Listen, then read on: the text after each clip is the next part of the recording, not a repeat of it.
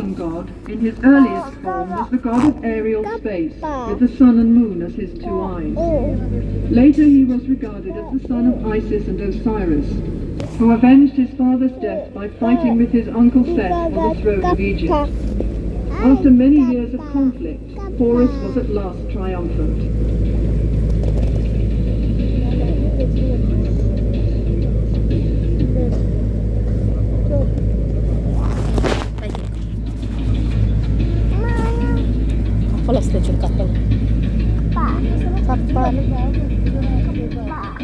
Ammon was the god of the ancient city of Thebes, where Luxor stands today.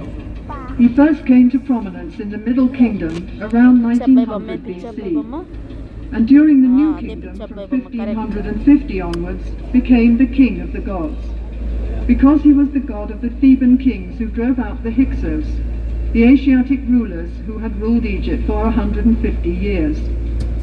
The largest ancient temple in the world, the Great Temple of Karnak in Luxor, was dedicated to the god Ammon.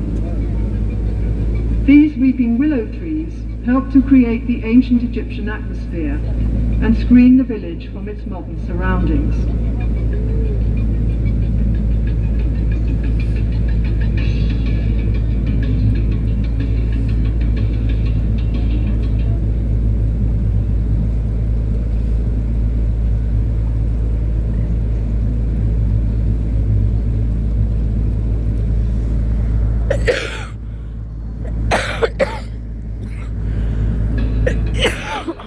Thutmose III was one of the greatest generals of ancient times. He succeeded to the throne of Egypt at about 8 years of age, but was supplanted by his stepmother, Queen Hatshepsut, who ruled as pharaoh for the next 22 years. During this time, Thutmose trained in the priesthood and the army. As pharaoh, he carried out 17 military campaigns in Western Asia and extended the frontiers of the Egyptian empire to their furthest limits. Standing in the water is a Nilometer, a gauge used by the ancient Egyptians to measure the rise of the annual flood, which occurred every summer. This enabled tax assessors to estimate the revenue from the grain harvest the following spring. Even in those days, farmers complained that they did all the work and the taxman got all the profit.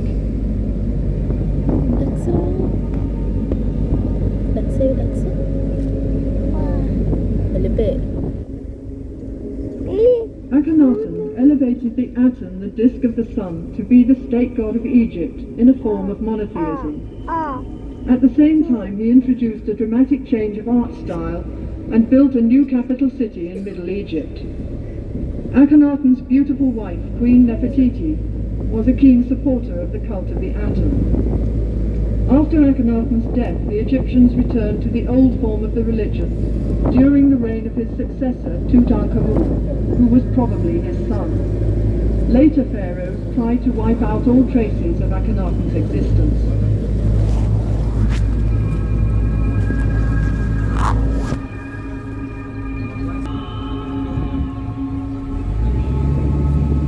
Ramesses II had one of the longest reigns in ancient Egyptian history, as he was pharaoh for 67 years. In the 5th year of his reign, he fought a great battle against the Hittites here. The battle was indecisive, both sides claiming victory, but it is certain that Ramesses' personal courage saved the Egyptians from defeat. 16 years later, the king signed a peace treaty with the Hittite leader Hattusilus II, which was the first recorded peace treaty in world history. The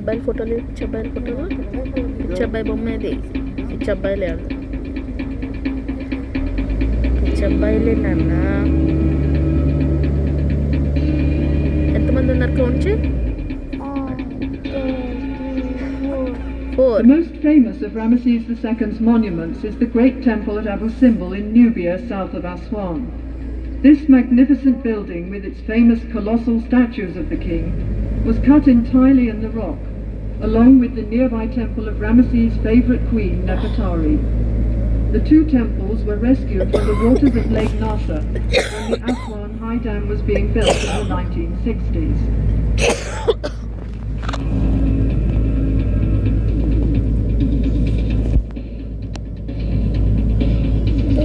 Moses birth. This scene shows the discovery of the child Moses, whose mother had put him in a basket and floated it on the Nile to prevent him from being killed by Pharaoh's soldiers. The child was discovered by a member of Pharaoh's family and was brought up in the royal palace. Eventually, he became a prophet who led his own people, the Hebrews, out of Egypt.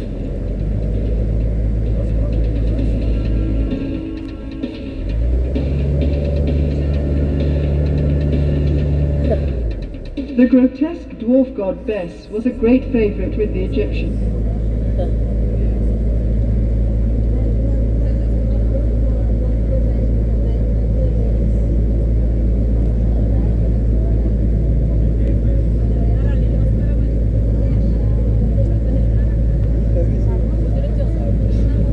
He was believed to protect people against snakes and scorpions, and was particularly regarded as a patron of women in childbirth. In general, Bes was the god of pleasure and enjoyment of every kind.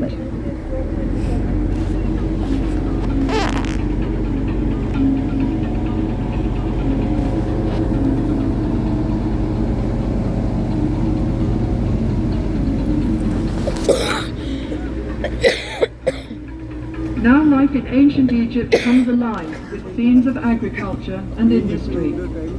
The nobleman and his wife are enjoying the fresh air in their garden pavilion. They are playing a game called Senet, a game for 2 players, a form of which is still played in Egypt today. Ploughing is the first operation in preparing the land for cultivation, and here we see the ploughman with his team and the simple wooden plough. After ploughing, the heavy clods of soil are broken up with a hoe, and then furrows are made with the broad-bladed mattock. The sower scatters the seed from a small bag or basket, and sheep follow the sower to press the seed into the tough soil with their feet. Beside the houses in the background are pigeon towers. The Egyptians kept pigeons for food, and they were used for carrying messages, especially for the army. The fields are irrigated by means of the shadoof, which works like a balance, with a bucket at one end of a long pole and a heavy stone as a counterweight. Shadoofs are still sometimes used in the Egyptian countryside. When the grain is harvested, the sheaves are carried to the threshing floor in a net bag hung on a long pole. When a thick layer of grain has been spread on the circular floor, oxen or cows are driven round to break up the ears of grain with their heavy feet.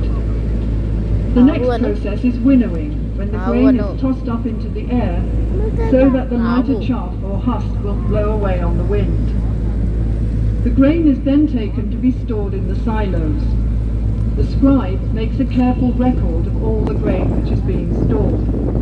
This was important for taxation purposes, as there was no money in Egypt in pharaonic times.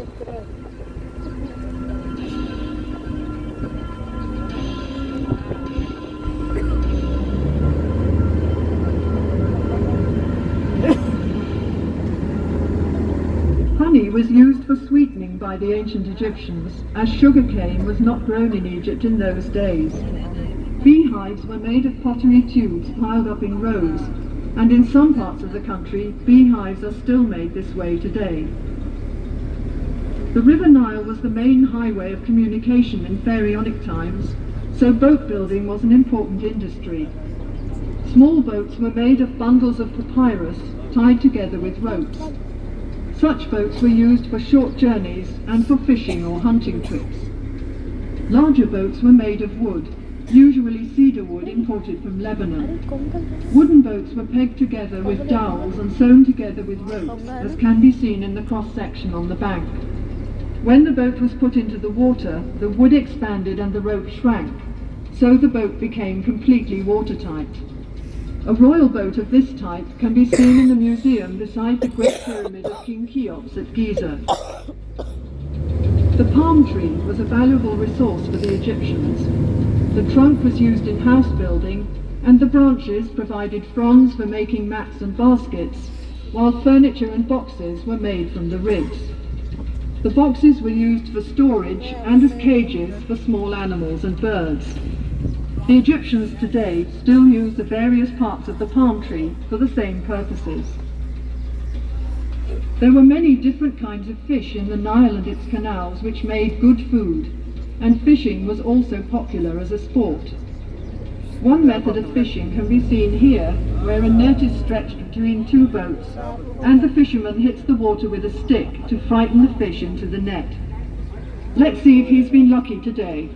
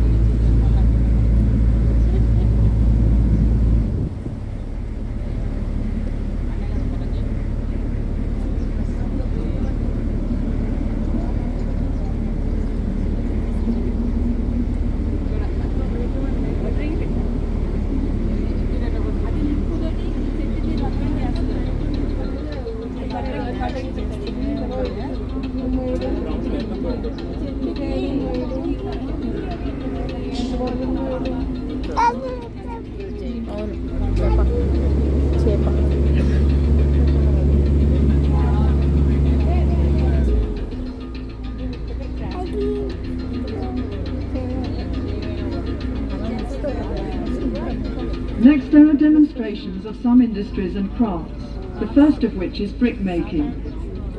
The material used is the Nile mud, which is mixed with water and chopped straw into a thick paste. This paste is put into a wooden mould, and the bricks are then simply left to dry in the sun. As there is little heavy rain in Egypt, these mud bricks can last for centuries. The houses of the ancient Egyptians, even the palaces of the pharaohs, were constructed of sun-dried mud brick. The roof was made of split palm trunks covered with branches. The building was covered with a thick layer of mud, which acted as insulation against heat, wind, and rain.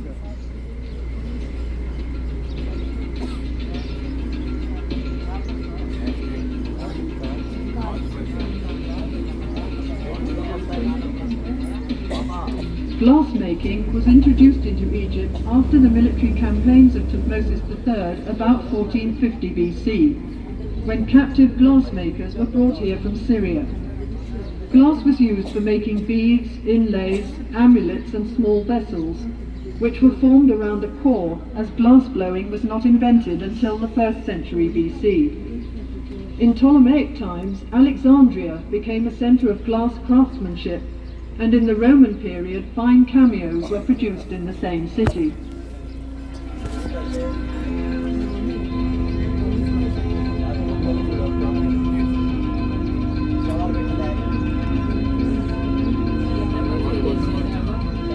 The Egyptians are also famous for mummifying their dead. Mummification is basically dehydration, and to speed up this process, the internal organs of the body were removed and preserved separately. The body was dried out by being covered with natron salt, a form of soda found in the deserts of Egypt. The body was then cleaned and embalmed and wrapped in several layers of linen bandages. Amulets were put between the bandages to protect the mummy from harm. The whole process took 70 days.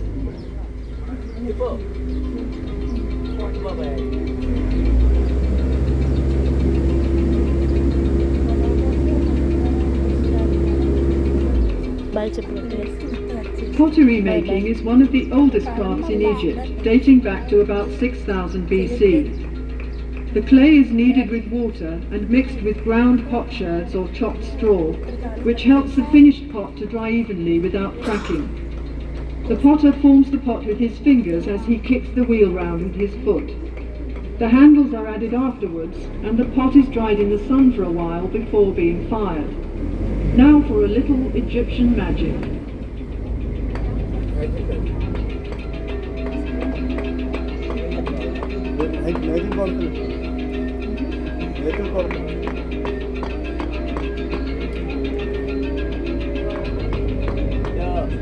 This scene shows the different stages in decorating a stone wall. First of all, the surface is levelled, then smoothed and polished with a piece of hard stone. Grid lines are marked in red on the prepared surface to ensure accurate enlargements of the original drawings. The artist copies the outline onto the wall, working from the sketch made by the chief artist on a small slab of stone or a piece of papyrus. Then the sculptor carves the design in relief with his mallet and chisel. Finally, the details would be painted in colour to make the picture look as realistic as possible.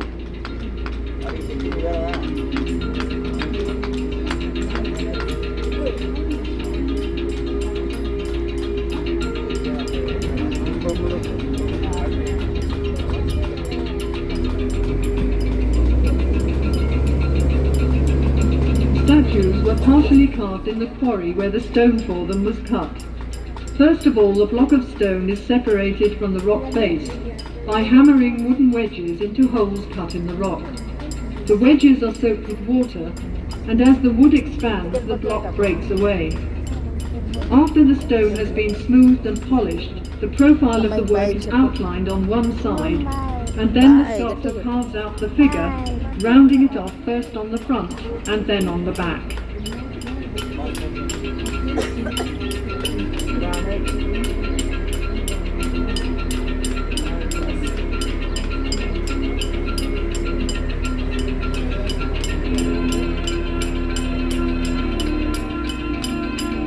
Vases were made from various kinds of stone, particularly alabaster, a soft stone which was worked into beautiful designs.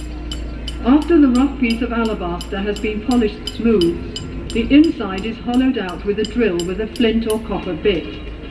The vase is sunk into the ground to prevent cracking during drilling. Alabaster vases were used as lamps and for storing perfumes and precious oils.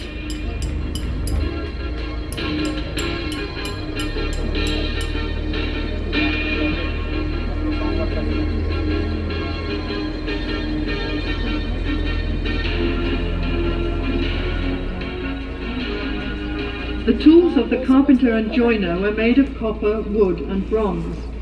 On the left, a man is sawing a log of wood into planks. Other tools used were a hammer, chisel, an adze and a bow drill for boring holes.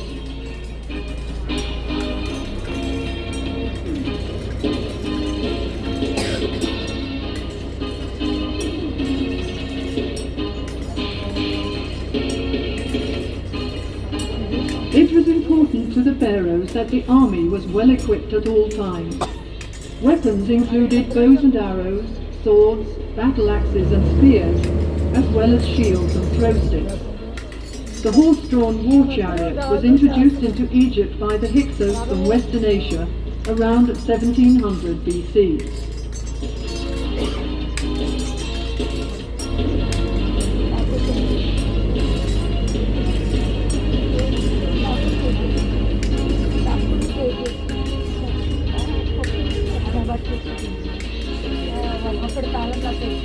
Perfumes were very popular in ancient Egypt and consisted chiefly of fragrant oils and fats. The juice is extracted from sweet-smelling flowers in a bag of heavy canvas, the ends of which are twisted in opposite directions with wooden bars. This scented extract is then mixed with oil or fat as a base.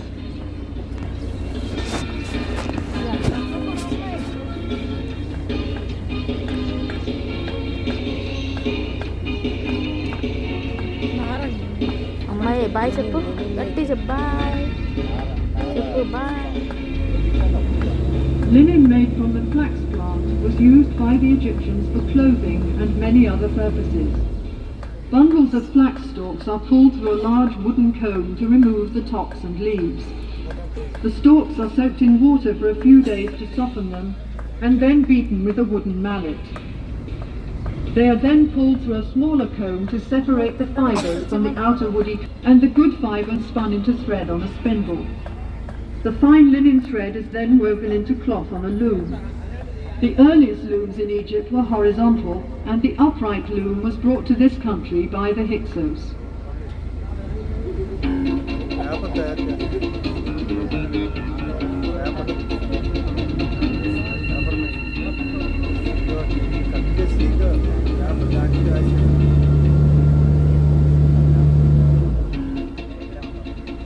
Another important industry was papyrus papermaking, for which the government had the monopoly. The lowest part of the stem is the best part for papermaking. The outer green rind is peeled off and the white pith is sliced into thin strips which are soaked in water. After repeated soaking,